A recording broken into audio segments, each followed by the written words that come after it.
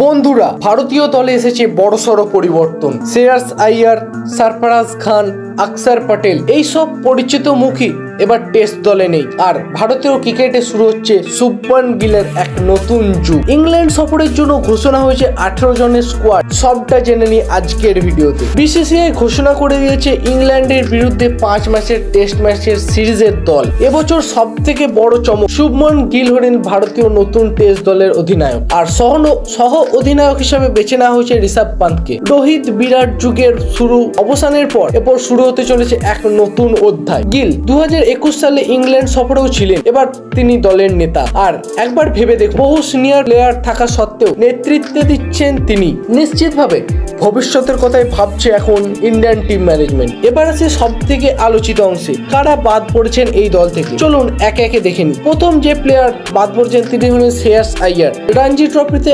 68.57 গড়ে 480 রান করলেও তিনি দলে নেই। এটা একটা বিস্ময়কর, তাই না? তারপর 2 নম্বর পজিশনে যিনি বাদ পড়েছেন তিনি হলেন সরফরাজ খান। নিউজিল্যান্ডের বিরুদ্ধে 150 রান করেছিলেন। এখনো ভারত এ দলে খেলছেন, তবুও সুযোগ পেলেন না তিনি।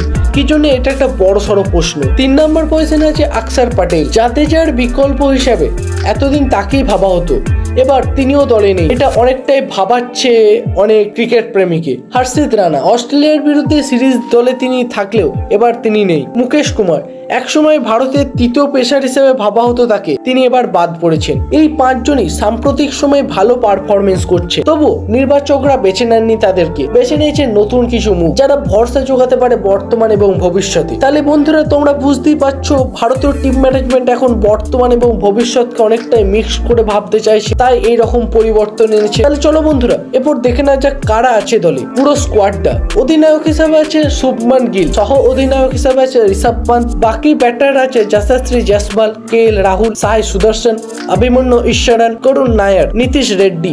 আর অলরাউন্ডার এবং স্পিনার হিসাবে আছে রবীন্দ্র জাদেজা, ওয়াশিংটন সুন্দর এরা। উইকেট কিপার হিসেবে ভারতীয় দলের জায়গা পেয়েছে ধ্রুব জুড়েল। পেসার তো আছে বুমরা, সিরাজ, প্রসিদ্ধ কৃষ্ণা, আকাশদীপ, আর্শদীপ সিং। স্পিনার হিসেবে জায়গা পেয়েছে কুলদীপ যাদব।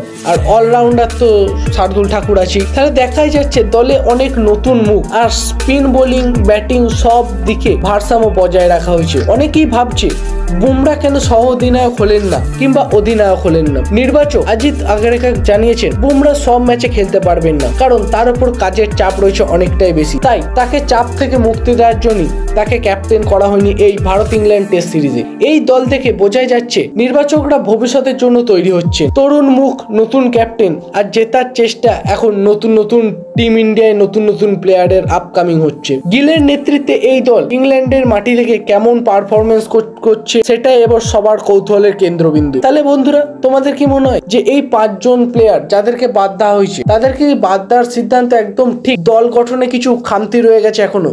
তোমাদের কি মত এ বিষয়ে অবশ্যই কমেন্ট করে জানাও। ভিডিওটি ভালো লেগে থাকলে লাইক করো এবং চ্যানেলে নতুন হয়ে থাকলে চ্যানেলটি সাবস্ক্রাইব করে ডেসক্রিপশন বক্সে থাকা লিঙ্কে ক্লিক করে আমাদের টেলিগ্রাম চ্যানেল, ফেসবুক পেজ এবং ইনস্টাগ্রাম চ্যানেলে যোগ হতে ভুলো না, যেখানে আমরা ক্রিকেট রিলেটেড আপডেট সবার আগে দিয়ে থাকি। আজকে এই পর্যন্তই থাক, দেখা হচ্ছে পরের ভিডিওতে। ততক্ষণের জন্য জয় হিন্দ, জয় ভারত।